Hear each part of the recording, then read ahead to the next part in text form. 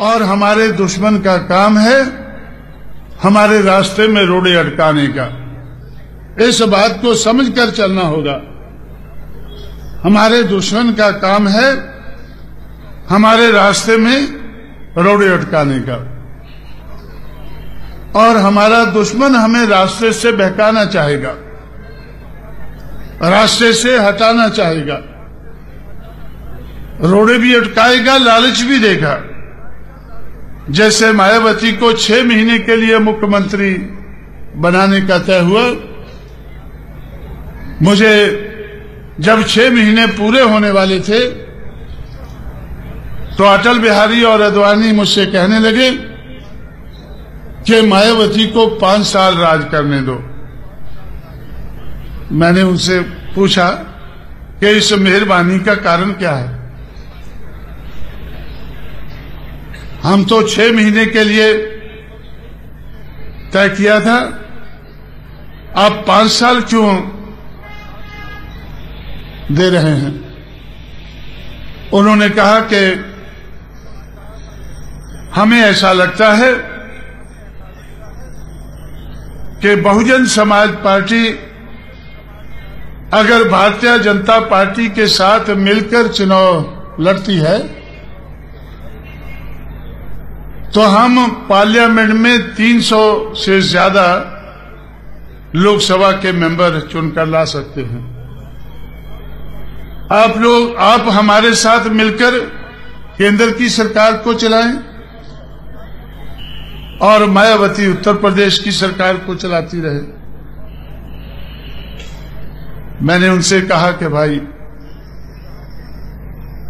आपका लक्ष्य तो मुझे मालूम है, आप इस देश में हिंदुवता का बोलबाला करना चाहते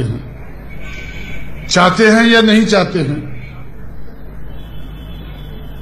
पता नहीं आप चाहते हैं नहीं चाहते हैं, लेकिन हल्ला तो किया हुआ है कि हिंदुवता हमें उसका बोलबाला करना है।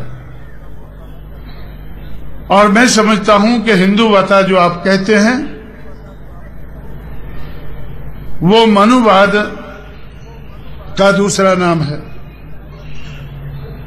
मनुवादी समाज व्यवस्था को आप टिकाए रखना चाहते हैं।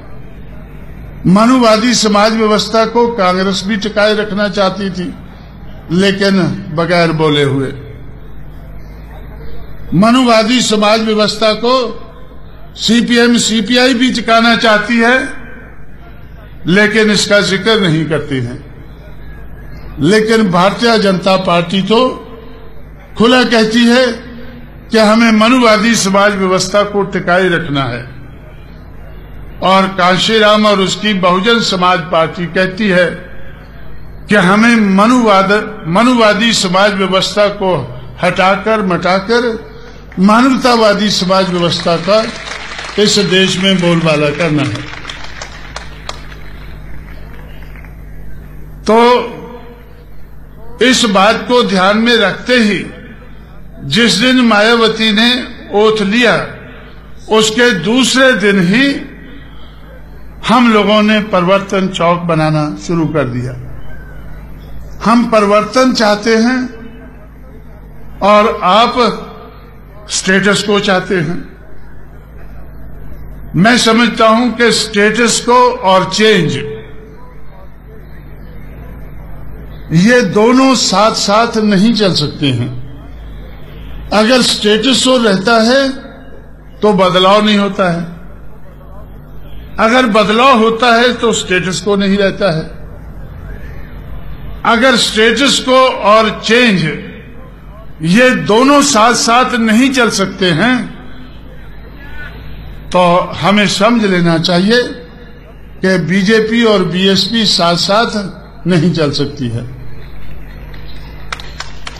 ये बात सही है कि बीजेपी हमारे लोगों का वोट हथियाकर, खरीद करके, लूट करके अपनी पार्टी को मजबूत करती है।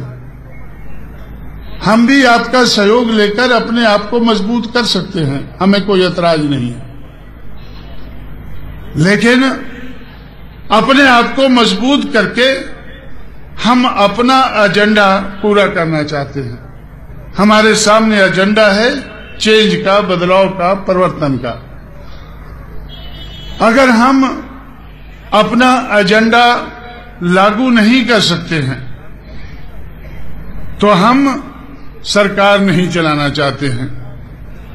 लेकिन केंद्र में बीजेपी सरकार चला रही है, केंद्र में बीजेपी सरकार चला रही है और अपना एजेंडा किनारे रखकर वो अपना एजेंडा सामने नहीं ले पा रही है।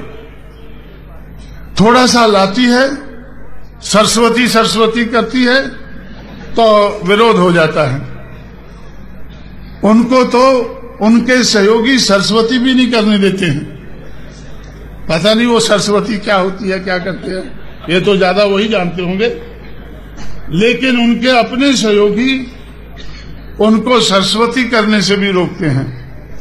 इतना सा भी वो एजेंडा पूरा नहीं कर पा रहे हैं, लेकिन फिर भी सरकार तो चला रहे हैं। जब